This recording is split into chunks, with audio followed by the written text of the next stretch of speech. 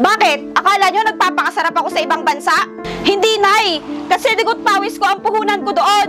Halos kalimutan ko na nga ang sarili ko. Para lang maging maayos kayo dito, tapos ganito?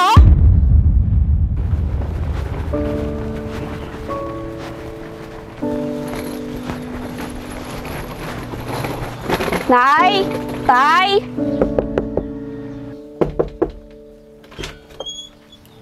Ikaw pala, Bunso! Nay! Tay! Andito na si Bunso! Anak! Kumusta ka na? Ang ganda mo ah! Manang-mana ka talaga sa nanay. Si Nanay talaga, ng bola pa. Anak, sigurado ako pagod ka sa biyahe. Halika na't kumain na tayo. Nagluto ako ng paborito mo. Talaga, Tay? Sakto, nagugutom po ako. Tara po, sabay-sabay na po tayong kumain. Sige, tara na. Ay, pati na, anak. Ngayon, marami po akong pasalubong sa inyo dyan. Talaga? Opo, Nay.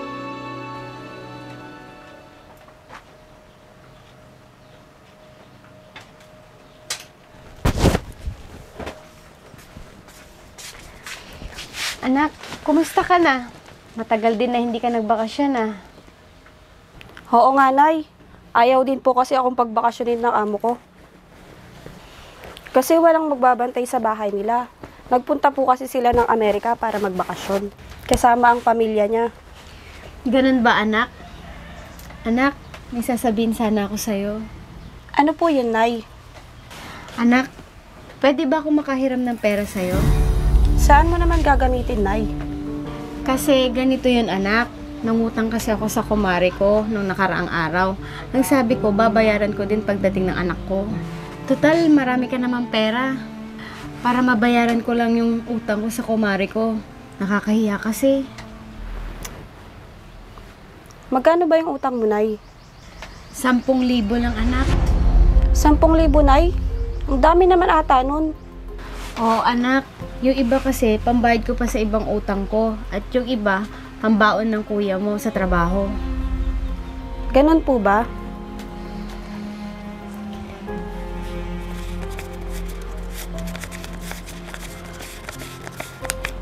Eto po, Nay. Sa susunod po, wag na po kayong mangutang ng ganon kalaking halagang pera. Maraming salamat, anak. Napakabait mo.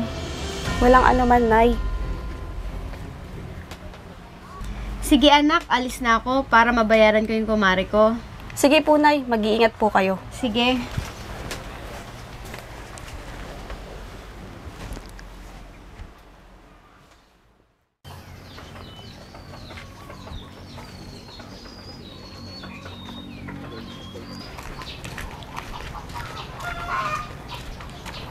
Oh, Bunso, andito ka lang pala. Ang presko ng hangin, no? Oo, Kuya. Namiss kong tumambay dito. Matagal-tagal din kasi akong hindi nakauwi. Kaya nga, Bunso, halos taon din bago ka nakauwi. Oo, Kuya. Mabuti na lang pinayagan ako ng amo ko. Siya nga pala, Bunso, may sasabihin sana ako sa'yo. Ano yun, Kuya? Pwede bang humingi ng pera sa'yo? Wala pa kasi yung sahod ko na delay. Mahina kasi yung kumpanya namin. Gagamitin kong pagpapagamot sa pamangkin mo. Total, madami ka namang ipon. Baka pwedeng makahingi sa'yo. Sige na, Magkano naman, Kuya? kahit 5,000 lang, Bunso. Ganun ba, Kuya? O sige, sandali lang.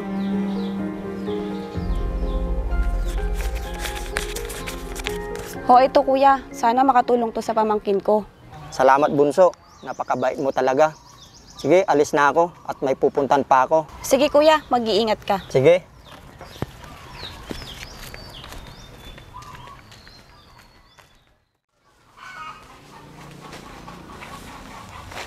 O, Tay.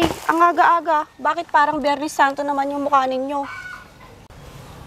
Wala ito, anak. May iniisip lang ako.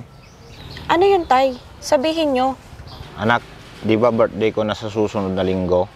Opo, Tay. Bakit po? Anak, di ba madami ka namang pera?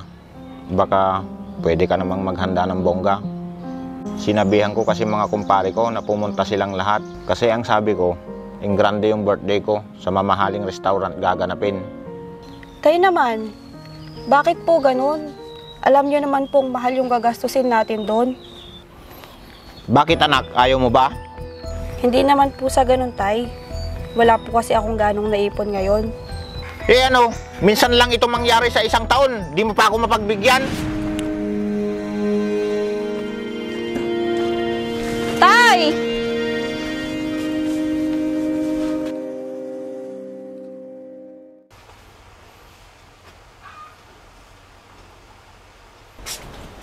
Emma, Bakit po, Nay? ano yung sinasabi ng tatay mo na wala ka daw na ipon? Ang tagal mong hindi nagbakasyon tapos wala ka na ipon? At saan mo naman dinala yung mga pera mo? Siguro dinala mo sa kasintahan mo, no? At talagang inuna mo pa siya kaysa sa amin na pamilya mo. Wala kang kwentang anak. Sana hindi ka na lang umuwi dito para hindi na kami umasa pa.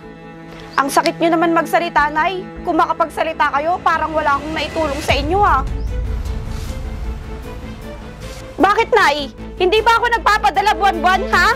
Halos lahat nga ng sinasahod ko sa inyo lang napupunta para lang matustusan kayo.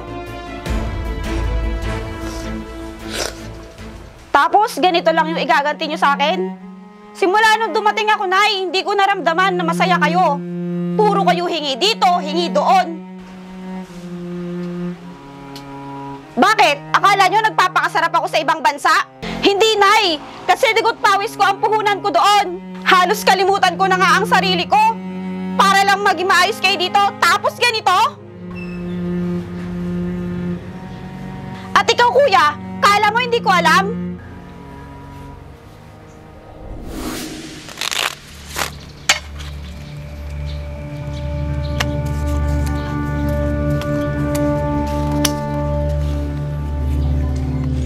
Si kuya yun, ah. Akala ko ba may pinuntahan? Yun pala. Ang sabi mo, gagamitin mo yung pera para sa anak mo. Pero hindi pala, sa sugalan mo gagamitin. Anong klase kang kuya? Ni hindi mo man lang inisip na pinaghirapan ko yon? At ikaw naman, Nay.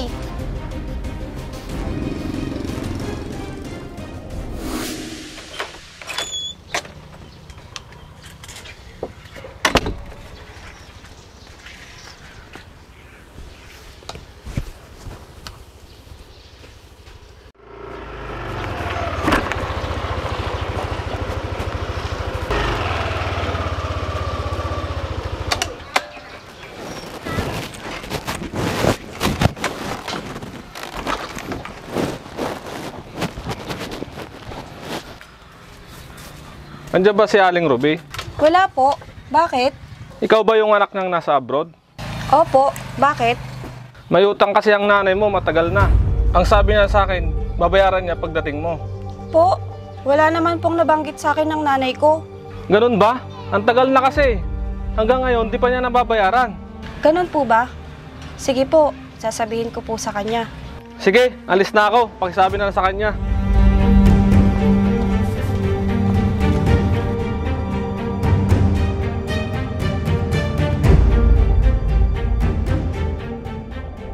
Akala ko ba konti lang ang utang ninyo? Ano yun? Anak, patawarin mo sana ako. Alam nyo, nakakapagod na. Ni hindi nyo man lang inisip na pinaghihirapan ko yung kinikita ko sa ibang bansa. Hayaan nyo, pag bumalik ako ng ibang bansa, magkanya-kanya na tayo. Bahala na kayo sa buhay nyo! Anak,